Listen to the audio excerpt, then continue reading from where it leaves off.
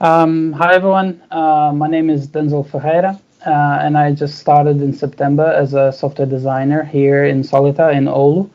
But my background is actually academic, and I've been acting as an associate professor at our university in Oulu and also as an Academy of Finland research fellow for the past 10 years, basically my academic career. You can find the link to these slides on that link over there, the bit.ly link. And what this talk today is about is how, from my perspective, we try to tackle this cross-platform contact tracing. As you know, Solita is leading the Corona Vehicle application, which is the official one.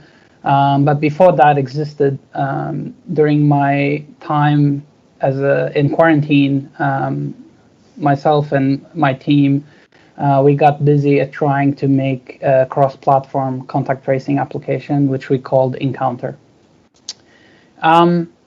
It was not a lone effort.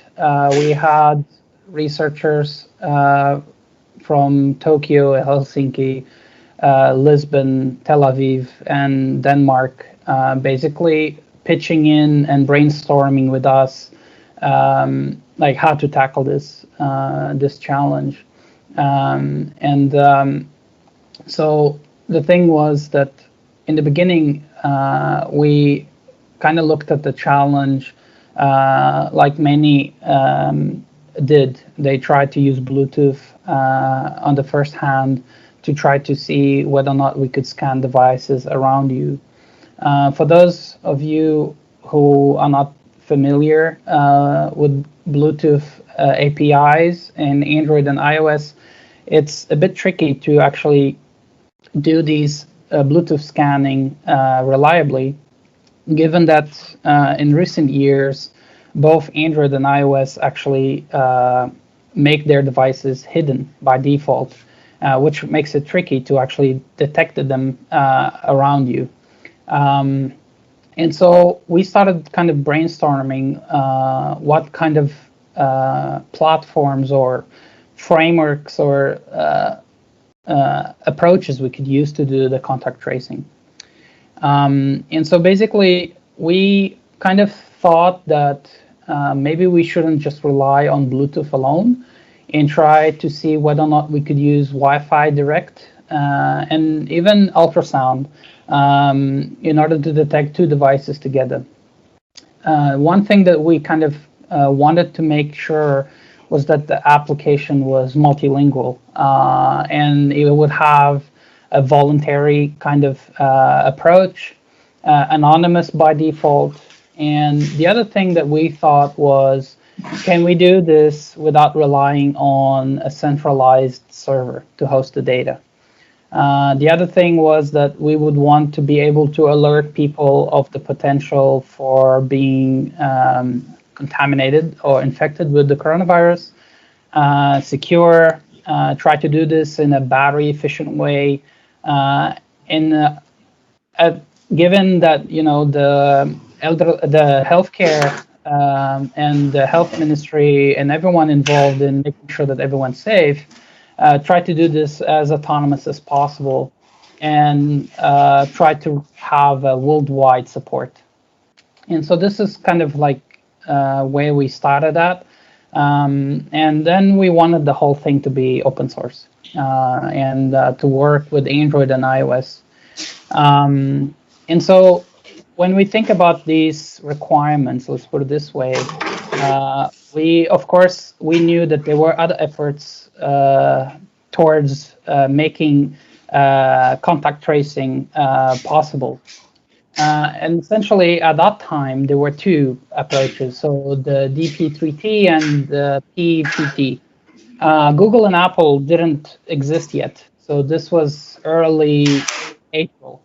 So there was not even anything announced publicly about Google and Apple at that time.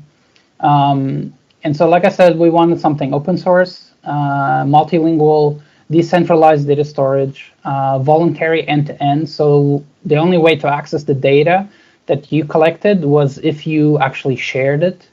The other thing is that we didn't want people to be able to stalk someone based on their Bluetooth or Wi-Fi MAC address. Luckily, both Android and iOS, they randomize nowadays the MAC address that you have of these devices, and so that was already built in. And then the privacy by design, we thought that changing your unique ID on a daily basis and resetting it whenever you deleted your own data or shared it with someone else, that would be a good way to make sure that someone could not trace back the UUID that you got as soon as you exported or you deleted your own data. And so the platform that we used also guarantees the anonymity of someone, because all you get is this randomized UUID that is shared with people around you every 1 minute when you have the application open, and every 15 minutes in the background. And we are using Google Nearby APIs, so we don't share any private information and no location. So the only thing you broadcast is basically your current UUID. And the other thing was that we were thinking that if we collect this data, we wanted to make it easy to process it. So we went ahead with a JSON schema that we defined, and that would make it easier to integrate with whatever platforms a country or a company or anyone else would want to use to look at the contact tracing data. And then the thing was that we also wanted it to be ready for the future. Since we didn't know at that time about Google and Apple protocol, we just thought that it might be that, DP3T or PEPT would be the standard for some other country. We thought that, okay, if it's JSON, then integrating with some other protocol should be possible in the future. And so this is why we went ahead. And so the application looked like this. And the idea was that the application would focus on two use cases. One of them was have an up-to-date worldwide tracking of the COVID situation. We actually hooked up the application with Johns Hopkins database, and there's the link over there on GitHub on where we retrieved this data. And then we would plot the total confirmed cases and the new confirmed cases using a 7-day window. And so a good plot for a country is if the line is actually starting to curve down. So this is a screenshot taken in the very beginning of the pandemic. So we're talking about April. And so Finland's numbers were relatively low to what they are nowadays. This also allowed us to choose and follow countries beyond our own and see whether or not the measures that have been taken in order to limit the impact of COVID was also being effective. So this was one of the use cases, and the second use case was this having full control over your own data. So the use case here was that we would rotate this unique ID. I don't know if you can see my mouse, but basically this unique ID would change every day. And then if you touched this UUID, you would actually copy it to your phone's clipboard, and you could share this if you wanted to. Or if you want to actually share your whole data set that you collected, you can just press this button here to share the data. Or if you want to clear your local data, let's say you're running out of space, you could do that. And so this local data export would allow you to analyze your own data if you wanted to, or even share it with any other application, actually. And then if you really wanted to delete, you could delete. So we wanted to make sure that you had full control of your data. And then the last use case was the social distancing. So in here, because we only rotated the UUID on a daily basis, this allowed us to see like how many unique encounters you had in a specific day of people who were using the same application. Of course, this only works if everyone's using the same application. This was where limitation of our approach existed that does not exist, for example, on the Google and Apple protocol.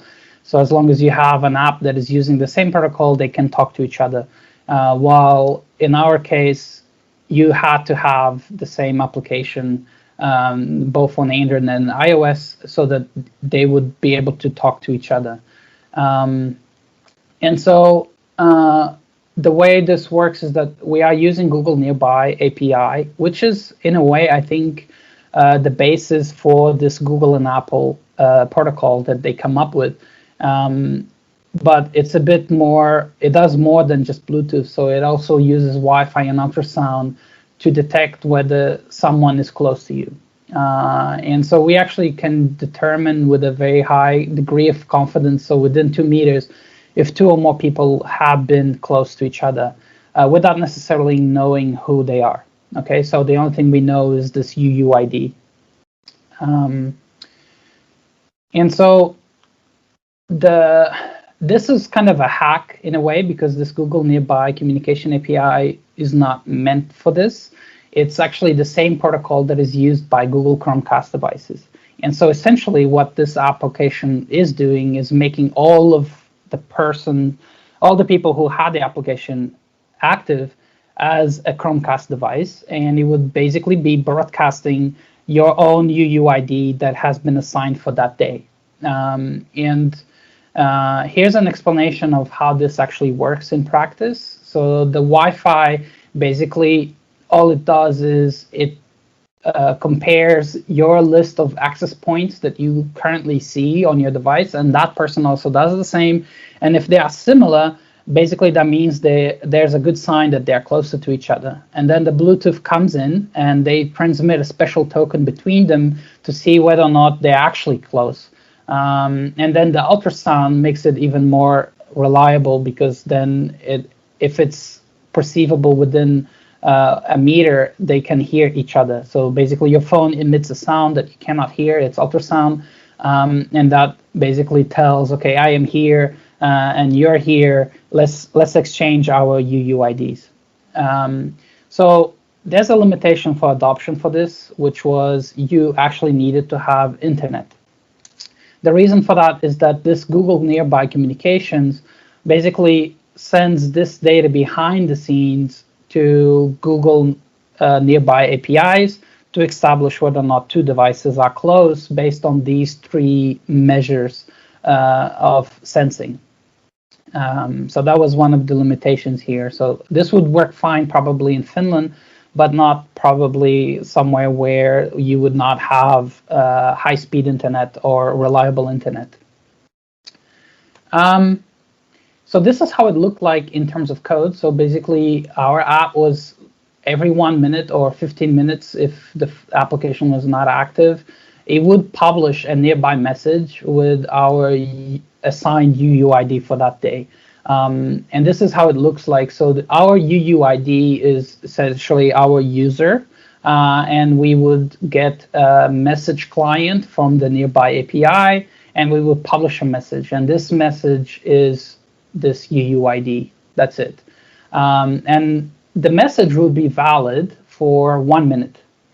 So at 59 seconds, so it would have a time to live only 1 minute. And if the distance is within 1.5 meters, so this is the type earshot, so it's as close as the ultrasound was able to distinguish the devices. There are different parameters for this. We decided to use the ultrasound to make sure that it's as accurate as possible. And so we would publish this message into the Nearby API, and basically all the devices that were within the Wi-Fi access points and the Bluetooth distance and the ultrasound would get this message.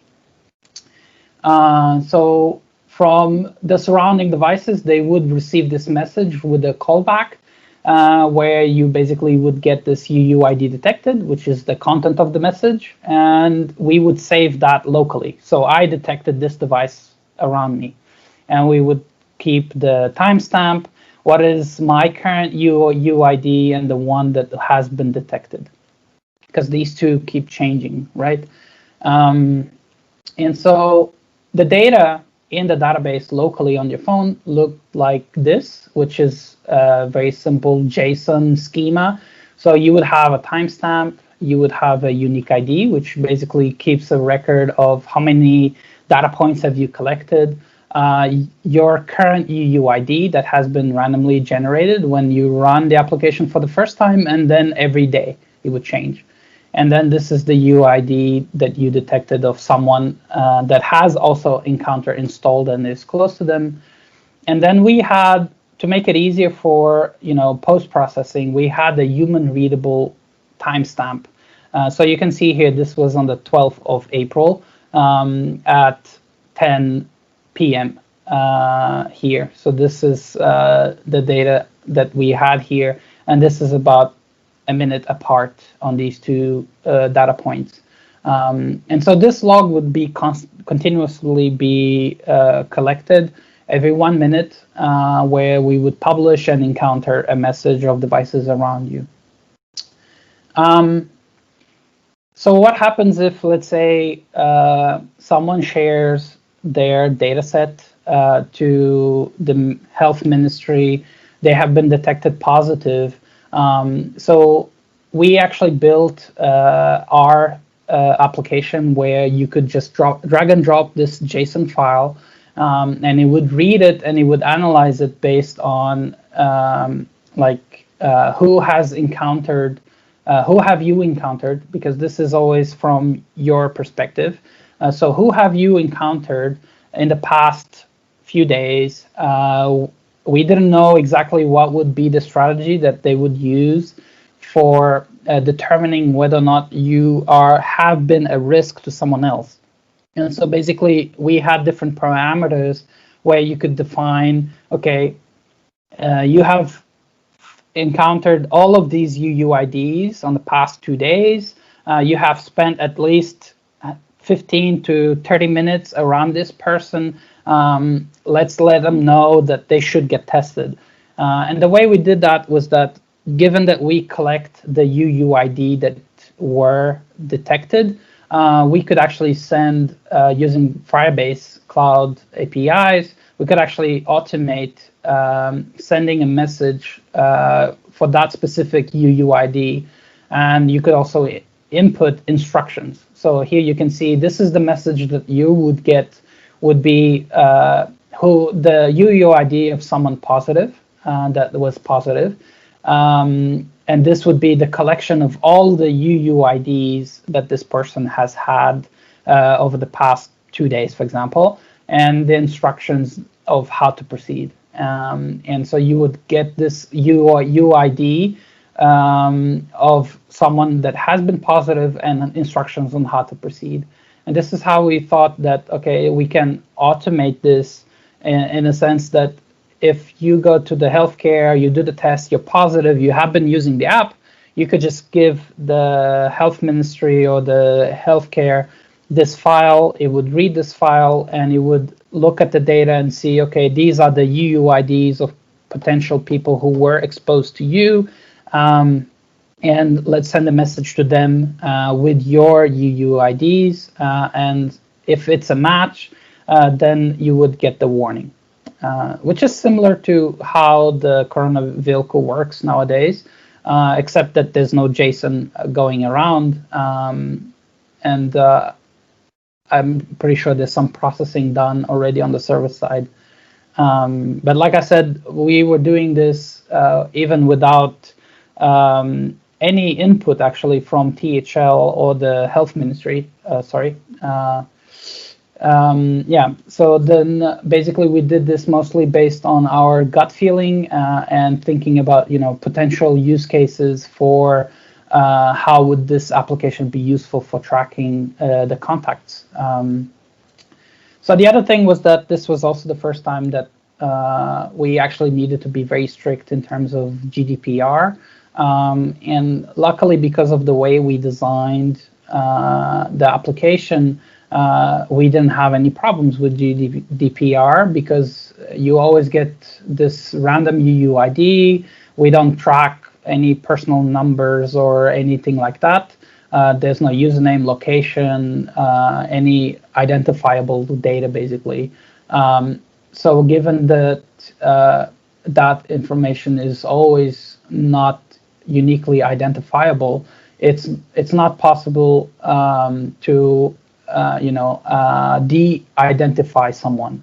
And then basically, since every day and every time the user shares the data, you get a new UUID, you don't actually have a way. So for example, as soon as the health ministry would get your file, your current UUID would already be different. So from that moment on, they could not trace that back to you just based on the data alone. And so given all of these conditions, it means that the Encounter application would be fully GDPR compliant. If you're curious about the whole application, if you want to compile it and run it, you can find it on this link here. But yeah, so what happened with all of this? So I actually met with Sami a while back, and we talked about the Encounter application, and I told him about the design decisions we made and things like that. And that kind of spawned other talks in which I actually ended up joining Solita after thinking about this and how I could use and push forward, and contribute to the contact tracing challenge that it is worldwide. And so I'm a Solitan now. So that's it. Okay, so that's all I had for my presentation. I hope it was in time. It looks like it was a bit too fast. But do you have any questions? Do you like me to answer? Actually, great presentation, Denzil, and great to have you with us. So you are very welcome to become a Solitan. Yeah. And I guess everyone is happy to know that Denzil has already been helping us with coronavirus also. So we are really utilizing your expertise with this one. Yeah, thank you. Well, thanks for meeting me and also giving me a chance to exercise a bit my brain in the design decisions that we made over the year, or over the time that we did this. Most of this, like I said in my presentation, was a bit blind because we really didn't know what were the requirements of THL. We even sent them an email at some point asking them if they would be interested in taking a look at what we did. And at that time, I got a message from THL saying that they were doing a competition where they were going to select a company to come up with their solution. And so for me, it was kind of like, okay, well, this is what we built. It can be useful or not. Let's see where it goes. So we kept the website on and the code on, available to everyone, just in case some other country would want to use it. It was not time wasted. I think all in all, it's a tough challenge that it's tricky. It's really tricky to get it right, like Sami. Yeah. Yeah. Thank you. Yeah. How was the battery life in your application? Okay, so that was a good question. So unfortunately, you would get about 10% impact on your battery life because it's constantly using your microphone, it's constantly scanning the Wi-Fi access points, and the Bluetooth devices. So in terms of for example, the Google and Apple protocol, it's uniquely using the Bluetooth behind the scenes. And so in that sense, it was worse than, for example, the Corona vehicle. But it was also very, like I say, it was also very fast. And during our preliminary tests that we did using the applications, it worked well, better than, for example, some implementations that we saw. So one of our kind of collaborators was from Portugal, and they were using DP3T, using Bluetooth, and they were having some problem with the quality of the data. So you would get a lot of false positives, because the Bluetooth, you can actually detect the device even though it's not so close anymore. And so you would get a lot of noise in your data. But because we had the ultrasound also as part of this Google Nearby, it made sure that all the records we have were actually within 1.5 meter distance. So that was a bit more reliable in that sense. They also tried to publish a variant of the encounter approach with them, but of course they were also academics, and then the Portuguese government decided to use some other company to implement their solution, and yeah, that was it. Yeah.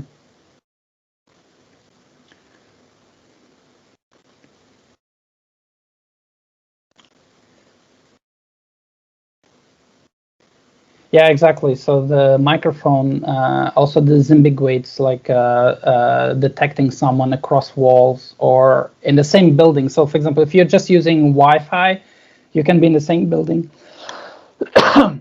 where everyone has the same access point, but you're actually not close. You're in two different rooms. So if you have the ultrasound part, yeah. Yeah, so the Bluetooth, even if it's off, because it's using the Google Nearby, it will still work. So if you try this at home with your Google Chromecasts, it will still detect that there's a Chromecast next to you, even if you have your Bluetooth off.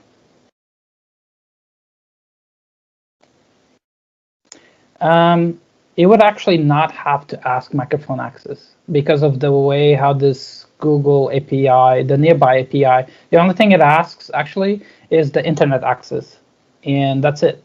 So it in that sense, it was the internet access and the Bluetooth access. That's the only permissions that it would actually ask, even though behind the scenes it's using the microphone. Yeah. Yeah, I would also be very skeptical if I saw an app asking for my microphone access. But yeah, exactly. So the Nearby API calculation happens on the server side, and this is Google's servers. And so the way this works is that we add the library for the Google Nearby, and then for that it means that only applications that are signed with our developer certificate and have our package name can actually connect to this server, which I'm guessing it's the same thing with the Corona vehicle and the Google Apple API. So you need to have that match in order to connect to the same protocol. And that kind of was the limitation in terms of the application, where everyone just had to use the same application for this to work, which, as you know, it's hard to do when it's not officially blessed by whoever is responsible for the response to the coronavirus. So in a way, it was a good thing that it was not kind of accepted and put into use, because I realized that it would probably been a bigger cake than what I'm able to eat, and so that in a way I'm happy that Solita has a massive team behind this, and they can actually tackle this challenge that it would probably be a bit too much for myself, to be honest, with the team that I had. Yeah. Okay, I think my time is up. Thank you a lot for coming. And if you have further questions, you can find me on Slack. I'll be happy to help the Corona Vilko application so that I can make sure that everything goes well and smoothly going forward. All right, thank you.